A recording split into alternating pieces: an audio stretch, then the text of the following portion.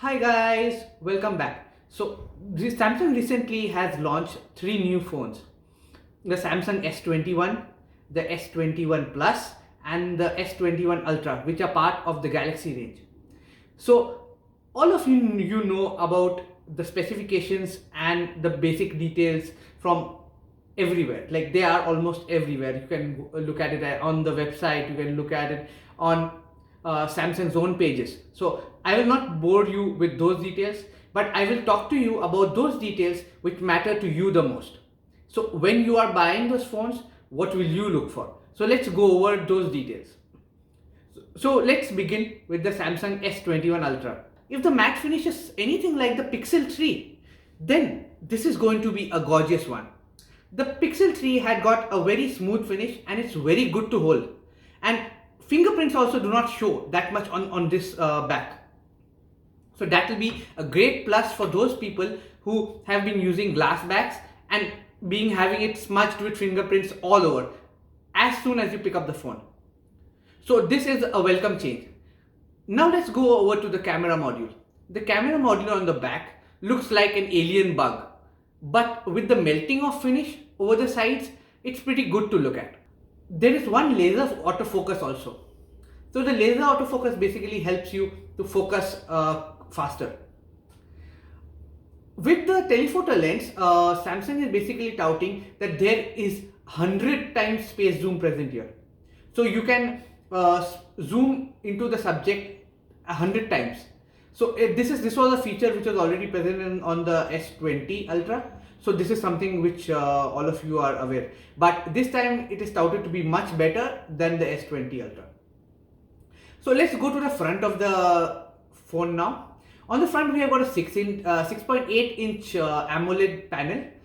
The same beautiful panel which we have been seeing all over the years on the Samsung. So they have got a rich color reproduction and they are very vivid in nature, which is something that we all like.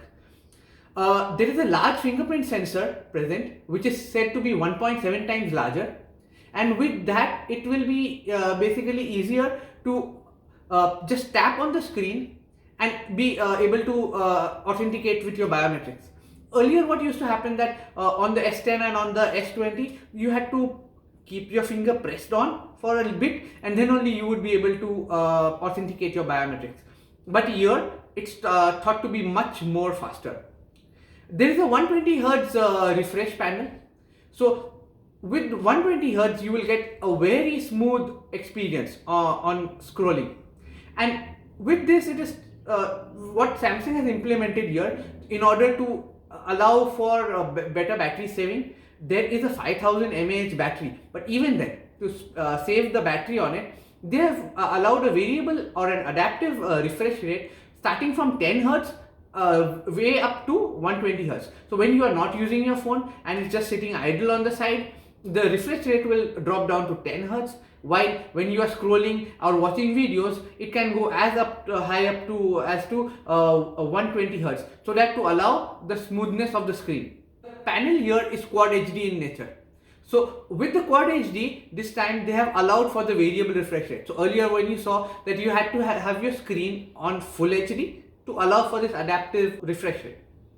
So for the adaptive refresh rate to kick in, it had to be on Full HD, but now you can maximize that capability by using on WQHD along with adaptive smoothness.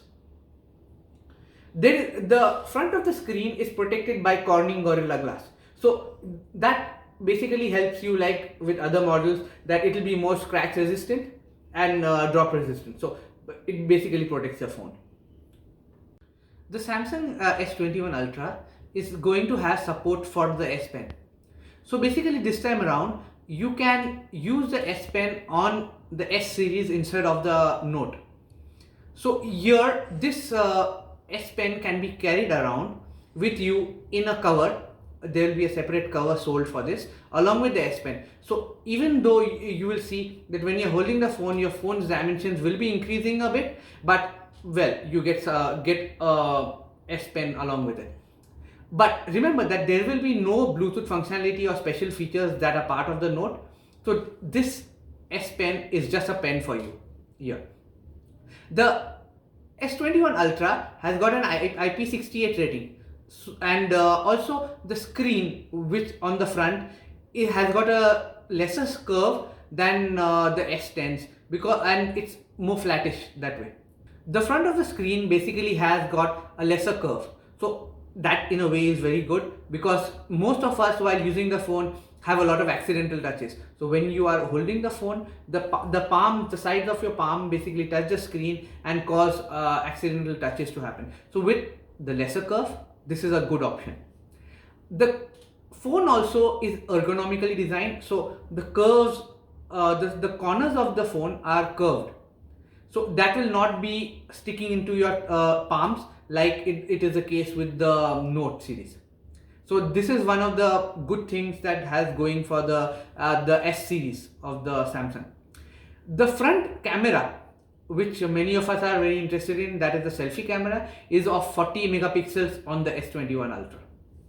So now let's talk about the Samsung S21 and the S21 Plus. These two are like the Ultra, are 5G phones, and on the back these also have a matte finish. But the difference here with the Ultra is that the camera housing for these, even though it has got that melting finish, melting alien bug kind of a finish, but the camera housing is of a contrasting color that when compared with the body of the phone. So it looks slightly better in some cases to the Ultra. But the downgrade here is that this has only 3 cameras: the main sensor, the ultra wide, and the telephoto sensor. And with the S21 and the S21 Plus, you will be only getting 30 times space zoom as compared to 100 times on the Ultra. So this is a compromise that you will have if you happen to take the S21 or the S21 Plus. Screen for the S21 and the S21 Plus is flat, so there are no curves to it, and it is of the AMOLED, is a Samsung AMOLED panel, which we all know. Going to the front, the S21 and the S21 Plus have got an AMOLED panel, and these are full HD screens. There is no curve to the screen, and you will get a completely flat panel here. There is a 120 Hz motion smoothing, so you can again scroll very smoothly. But here the variable refresh rate is only from 48 Hz to 120 Hz. So it's a downgrade from the Ultra, where you get the range between 10 Hz to 120 Hz. So there will definitely be a lesser battery saving here.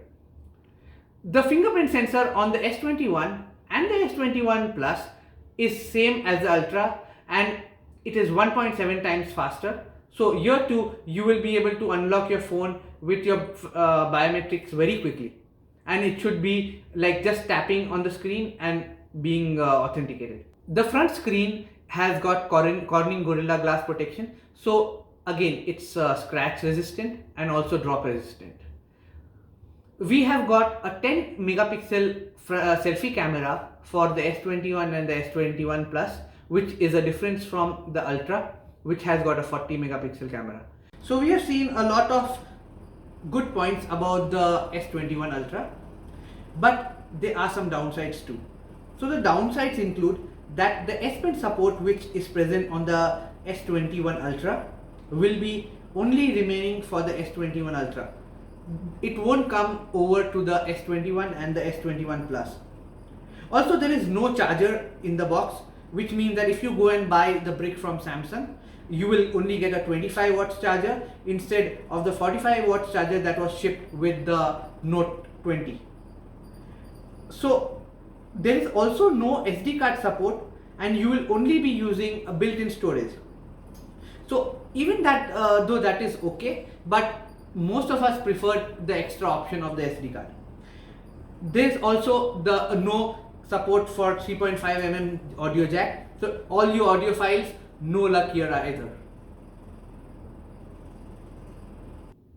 So in my opinion, even though the S21 and the S21 Plus are cheaper phones, the Ultra does pack a lot of features, and it is even better looking. So I feel that most people will opt for the S21 Ultra. If you have liked this video, like, comment and subscribe to my channel, and as always, thanks for watching. Goodbye.